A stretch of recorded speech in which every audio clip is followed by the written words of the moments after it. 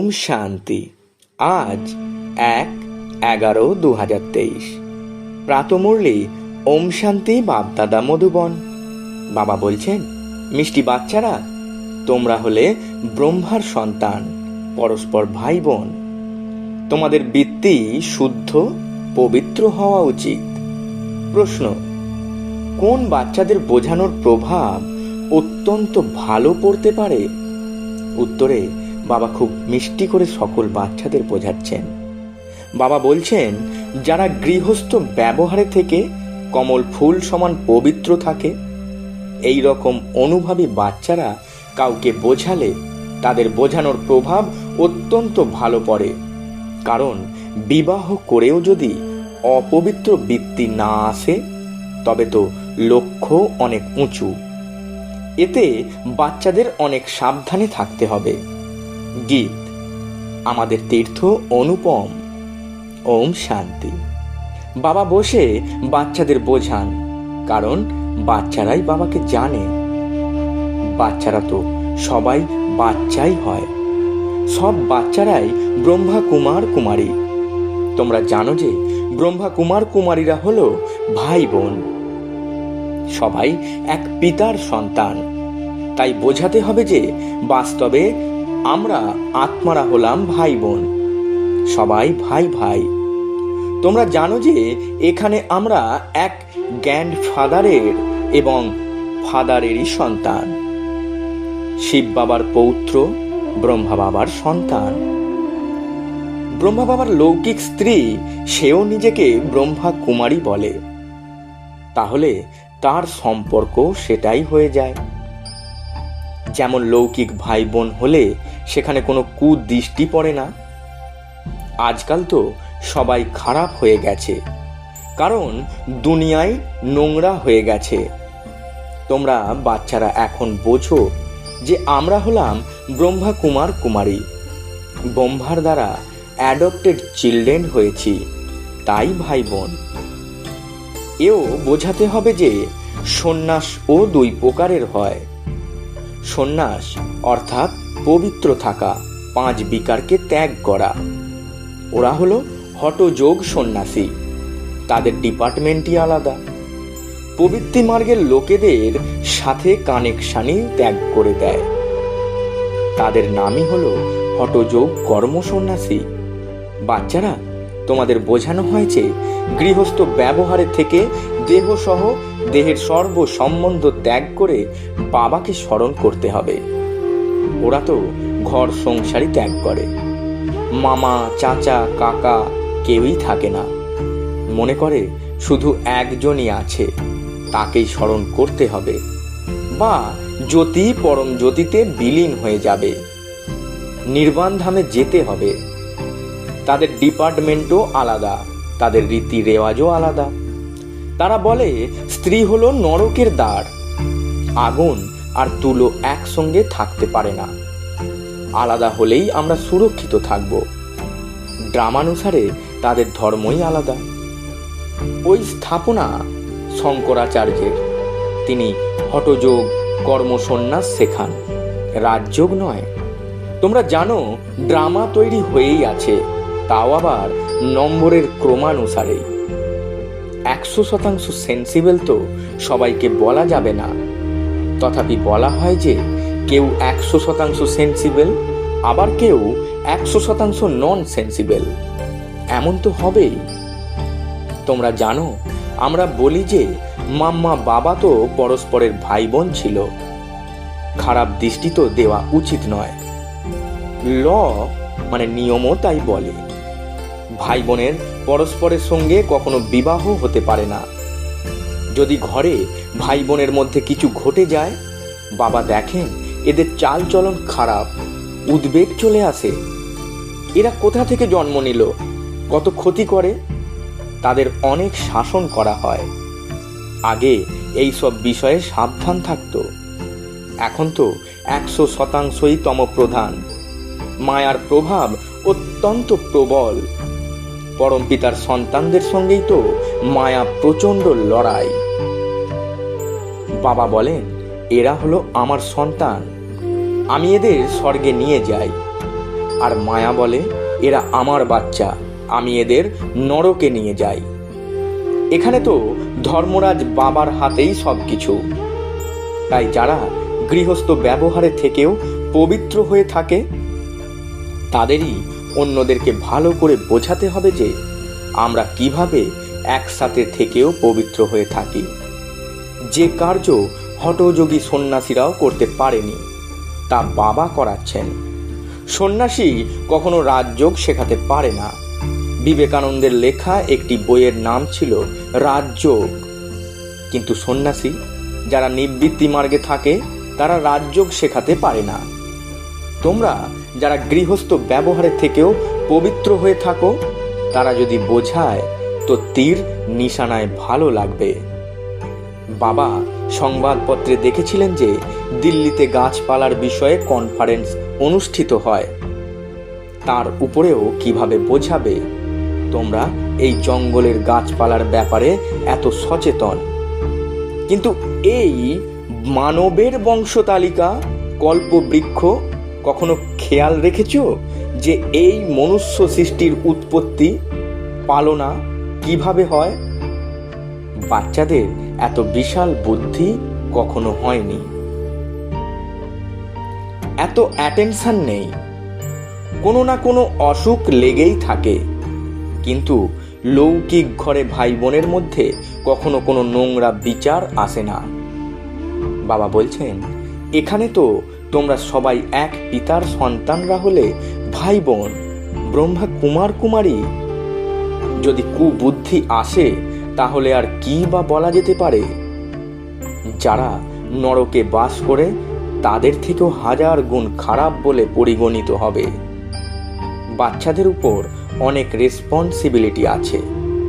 যারা গৃহস্থ ব্যবহারে থেকেও পবিত্র হয়ে থাকে, তাদের অনেক পরিশ্রম আছে।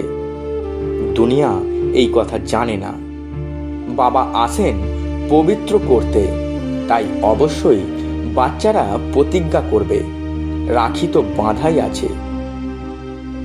এতে অনেক পরিশ্রম আছে। বিয়ে করে পবিত্র থাকা অনেক বড় লক্ষ্য। এতটুকুও বুদ্ধি যাওয়া উচিত নয়। বিয়ে হয়ে গেলেই বিকারী হয়ে যায়। বাবা এসে নগ্ন হওয়া থেকে রক্ষা করেন। দ্রৌপদীর কথাও শাস্ত্রে বর্ণিত আছে। এইসব কথার কিছু তো রহস্য আছেই, তাই না?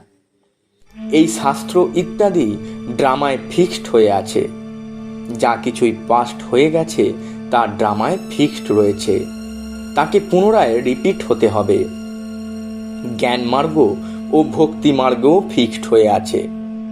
তোমাদের বুদ্ধি এখন অনেক বড় হয়ে গেছে। যেমন বাবার বুদ্ধি, তেমনি দায়িত্ব জ্ঞান সম্পন্ন বাচ্চাদেরও বুদ্ধি, যারা শ্রীমতে চলে। অনেক বাচ্চা আছে, জানা যায় না যে ঠিক কত বাচ্চা আছে। যতক্ষণ পর্যন্ত না ব্রাহ্মণ ব্রাহ্মণী হচ্ছে, ততক্ষণ পর্যন্ত অবিনাশী উত্তরাধিকার পেতে পারে না। এখন তোমরা ব্রহ্মা বংশীরাই পুনরায় গিয়ে সূর্য বংশীয় বা বিষ্ণু বংশীয় হবে। এখন হলে শিব বংশীয়। শিব হলো দাদা আর ব্রহ্মা হলো বাবা। সব প্রজাদের প্রজাপিতা তো একজনই, তাই না?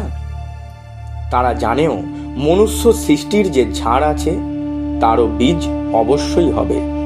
সেখানে আদি মানবও হবে, যাকে নিউ ম্যান বলা হয়। নিউ ম্যান কে হবে? এই ব্রহ্মাই হবে। ব্রহ্মা আর সরস্বতী নিউ ম্যান বলে বিবেচিত হবে। একে বোঝার মতো বিশাল বুদ্ধি চাই। আত্মাই বলে, ও গডফাদার, ও সুপ্রিম গডফাদার। আত্মা বলে যে তিনিই সকলের রচয়িতা, তাই না? তিনি হলেন উচ্চ থেকে উচ্চতম। এবার এসো মনুষ্য সৃষ্টিতে। সেখানে উঁচুতে কাকে রাখবে? প্রজাপিতাকে। এ কথা তো যে কেউ বুঝতে পারে যে মনুষ্য সৃষ্টির ঝাড়ের মুখ্য হলো ব্রহ্মা। শিব হলেন আত্মাদের পিতা। ব্রহ্মাকে মানুষের রচয়িতা বলতে পারো, কিন্তু কার মতানুসারে করা হয়? বাবা বলেন, আমি ব্রহ্মাকে অ্যাডপ্ট করি। নূতন ব্রহ্মা আবার কোথা থেকে আসবে? অনেক জন্মের অন্তিম জন্মে এনার মধ্যে প্রবেশ করি, এনার নাম প্রজাপিতা ব্রহ্মা রাখি। এখন তোমরা জানো যে আমরাই হলাম ব্রহ্মার আসল বাচ্চা। শিব বাবার থেকে নলেজ নিচ্ছি। আমরা বাবার কাছে পবিত্রতা, সুখ, শান্তি, স্বাস্থ্য, ঐশ্বর্য নিতে এসেছি। ভারতে আমরাই সদা সুখী ছিলাম, এখন নেই। পুনরায় বাবা সেই আশীর্বাদী বর্ষা দিচ্ছেন। বাচ্চারা জানে প্রথমেই হলো পবিত্রতা। রাখি কাদের পরানো হয়? যারাই অপবিত্র হয়ে যায় তারাই প্রতিজ্ঞা করে যে আমরা পবিত্র থাকব। বাবা বোঝান যে এই লক্ষ্য অনেক উঁচু। প্রথম থেকেই যারা যুগল তারাই বোঝাবে। আমরা কিভাবে একসাথে ভাই বোনের মতো থাকি। হ্যাঁ, অবস্থা পাকা হতে সময় লাগে। বাচ্চারা লেখে যে খুবই মায়ার তুফান আসে। তাই যারা গৃহস্থ ব্যবহারে থেকেও পবিত্র হয়ে থাকে সেই বাচ্চারা যদি ভাষণ দেয় তাহলে ভালো। কারণ এ হলো নূতন কথা, এ হলোই স্বরাজ্য। এতেও ত্যাগ আছে। গৃহস্থ ব্যবহারে থেকে আমরা জীবন মুক্তি অর্থাৎ সদ্গতি পাব। এখন তো জীবন বন্ধ। তোমাদের হলো স্বরাজ্য পদ। স্ব অর্থাৎ নিজের রাজ্য চাই। এখন তাদের রাজ্য নেই। আত্মাই বলে আমরা রাজা ছিলাম, রানী ছিলাম, আর এখন আমরাই বিকারি, কাঙ্গাল হয়ে গেছি। আমাদের মধ্যে কোনো গুণ নেই। এ তো আত্মাই বলে, তাই না? তাই নিজেকে আত্মা, পরম পিতার সন্তান মনে করা উচিত। আমরা আত্মারা হলাম ভাই ভাই। পরস্পরের মধ্যে অনেক ভালোবাসা থাকা উচিত। আমরা সমগ্র দুনিয়াকে সুন্দর তৈরি করি। রাম রাজ্যে তো বাঘে গরুতে একত্রে জল পান করত, কখনো লড়াই করত না। তাহলে বাচ্চারা তোমাদের কত ভালোবাসা থাকা উচিত। এই অবস্থা ধীরে ধীরে আসবে। লড়াই তো অনেক হয়, তাই না? পার্লামেন্টেও লড়াই হয়। সেখানে একে অপরকে চেয়ার তুলে মারতে শুরু করে। ওটা তো আসুরি সভা, তোমাদের হলো ঈশ্বরীয় সভা। তাহলে কত নেশা থাকা উচিত। কিন্তু আসলে এ হলো স্কুল। লেখাপড়ায় কেউ অনেক উপরে উঠে যায়, কেউ শিথিল হয়ে পড়ে। এই স্কুলও ওয়ান্ডারফুল। ওখানে তো স্কুল টিচার আলাদা আলাদা হয়, কিন্তু এখানে স্কুল টিচার একজনই, স্কুলও একটাই। আত্মা শরীর ধারণ করে শিক্ষা লাভ করে। আত্মাকে শেখায় আমরা হলাম আত্মা, শরীর দ্বারা পড়াচ্ছি। এতটা আত্ম অভিমানী হতে হবে। আমরা হলাম আত্মা আর উনি হলেন পরম আত্মা। সারাদিন এ যেন বুদ্ধিতে দৌড়াতে থাকে। দেহ অভিমানের জন্যই ভুল হয়ে যায়। বাবা বারবার বলেন দেহি অভিমানী ভব। দেহ অভিমানে এলেই মায়া আঘাত করবে। অনেকটা চড়াই চড়তে হবে। কত বিচার সাগর মন্থন করা উচিত।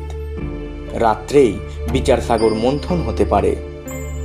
এইভাবেই বিচার সাগর মন্থন করতে করতে তোমরা বাবার সমান হয়ে যাবে। বাচ্চারা, তোমাদের সমস্ত জ্ঞান বুদ্ধিতে রাখতে হবে। গৃহস্থ জীবনে থেকে রাজযোগ শিখতে হবে। বুঝতে হবে যে এ হলো আমাদের রাজযোগ। আমাদের ব্রহ্মা কুমার কুমারী কেন বলে, এই রহস্য বা ধাঁধা বুঝতেও হবে আর বোঝাতেও হবে। বাস্তবে বিকে হলে তোমরাই। প্রজাপিতা ব্রহ্মা তো নূতন সৃষ্টি রচনা করে। নিউ ম্যান দ্বারা নিউ ওয়ার্ল্ড বানানো হয়। বাস্তবে সত্যযুগে প্রথম বাচ্চা যে হবে তাকে নিউ বলা হবে। এ কত আনন্দের কথা। ওখানে তো খুশির বাজনা বাজতে থাকবে। ওখানে আত্মা আর শরীর দুই পবিত্র। এখানে এখন এনার মধ্যে বাবা প্রবেশ করেছেন। এই নিউ ম্যান কিন্তু পবিত্র নয়। পুরানোর মধ্যে বসেই এনাকে নিউ বানান, পুরানো জিনিসকেই নূতন করে দেন। এখন নিউ ম্যান কাকে বলা হবে? ব্রহ্মাকে বলা হবে কি? বুদ্ধির কাজ যেন চলতেই থাকে। ওরা থোড়াই জানে যে অ্যাডাম ইভ কে। নিউ ম্যান হলো শ্রীকৃষ্ণ, আবার তিনি হলেন পুরনো ম্যান ব্রহ্মা। পুনরায় ওল্ড ম্যান ব্রহ্মাকে নব মানবে পরিণত করি। নিউ ওয়ার্ল্ডে নিউ ম্যান চাই। তিনি কোথা থেকে আসবেন? নিউ ম্যান হলো সত্যযুগের প্রিন্স, তাকেই সুন্দর বলা হয়। ইনি মানে ব্রহ্মা হলেন শ্যামবর্ণ, ইনি নিউ ম্যান নন। সেই কৃষ্ণই 84 জন্ম নিতে নিতে এখন অন্তিম জন্মে এসে গেছে, যাকে বাবা পুনরায় অ্যাডপ্ট করেন, পুরানোকেই নূতন বানায়। এ অতি গ্রুহ্য কথা, বোঝার মতো বিষয়। নিউ থেকে ওল্ড, আবার ওল্ড থেকে নিউ। শ্যাম থেকে সুন্দর, আবার সুন্দর থেকে শ্যাম বর্ণ। যে সর্বাপেক্ষা পুরানো সেই আবার নবীন থেকে নবীনতম হয়। তোমরা জানো যে বাবা আমাদের নবীন থেকে নবীনতম করে দেন। এ হলো অত্যন্ত বোঝার মতো বিষয়। আর নিজের অবস্থাও বানাতে হবে। কুমার কুমারীরা তো পবিত্রই থাকে, আর আমরা গৃহস্থে থেকে পদ্ম ফুল সম হয়ে যাই, সদর্শন চক্রধারী হই। বিষ্ণু বংশীয়দের ত্রিকালদর্শীর নলেজ থাকে না। ওল্ড ম্যান ব্রহ্মা হলো ত্রিকালদর্শী। এ কতই না বিচিত্র কথা। ওল্ড ম্যানই নলেজ নিয়ে নিউ ম্যান হয়। বাবা বোঝান ওটা হলো হঠযোগ, আর এ হলো রাজযোগ। রাজযোগ অর্থাৎ স্বর্গের বাদশাহী। সন্ন্যাসীরা বলে সুখ কাক বিষ্ঠা সমান, তাই ঘৃণা করে। বাবা বলেন নারীরাই হলো স্বর্গের দ্বার, মাতাদের উপরেই কলস রাখি। তাই শুরুতে শুরুতে বোঝাও শিবায় নমো ভগবানু বাচো। আওয়াজ যেন শক্তিশালী হয়। আচ্ছা, মিষ্টি মিষ্টি হারানিধি বাচ্চাদের প্রতি মাতা পিতা বাপদাদার স্মরণের স্নেহ সুমনার সুপ্রভাত। আত্মাদের পিতা তার আত্মারূপী বাচ্চাদেরকে জানাচ্ছেন নমস্কার। আমরা আত্মারূপী বাচ্চারা আমাদের আত্মারূপী মাতা পিতা বাপদাদাকে জানাই স্মরণের স্নেহ সুমনার সুপ্রভাত এবং শত কোটি নমস্কার। ধারণার জন্য মুখ্য সার। প্রথম পয়েন্ট, আমরা আত্মারা হলাম ভাই ভাই। এই নিশ্চয়ে পবিত্রতার ব্রতকে পালন করে নিজেদের মধ্যে স্নেহের সাথে থাকতে হবে, সবাইকে লাভলি বানাতে হবে। দ্বিতীয় পয়েন্ট, বিশাল বুদ্ধি ধারণ করে জ্ঞানের গুহ্য রহস্যকে বুঝতে হবে, বিচার সাগর মন্থন করতে হবে। মায়ার আঘাত থেকে সুরক্ষিত থাকার জন্য দেহ অভিমানী হয়ে থাকার অভ্যাস করতে হবে। বরদান, জ্ঞান অমৃতের বর্ষণ দ্বারা মহান হওয়া, জীবন মৃত ভব। ব্যাখ্যায় বাবা বোঝাচ্ছেন তোমাদের মতো বাচ্চাদের উপরে বাবা জ্ঞানের অমৃতের বর্ষণ করে তোমাদের মৃত থেকে মহান করে দিচ্ছেন। জ্বলন্ত চিতা থেকে উঠিয়ে জীবন মৃত করে দিচ্ছেন। জ্ঞান অমৃত পান করিয়ে অমর করে দিচ্ছেন। মানুষ বলে থাকে ভগবান মৃতকেও পান ফিরিয়ে দেন, কিন্তু তিনি তা কিভাবে করেন তা মানুষ জানত না। এখন খুশির কথা হলো যে দেহ বোধের কারণে আগে যারা মৃত মানুষের সমান ছিল, এখন তারা সেই মৃত অবস্থা থেকে মহান হয়ে গেছে। স্লোগান, ধর্মে স্থিত হয়ে কর্ম যে করে সেই হলো ধর্মাত্মা।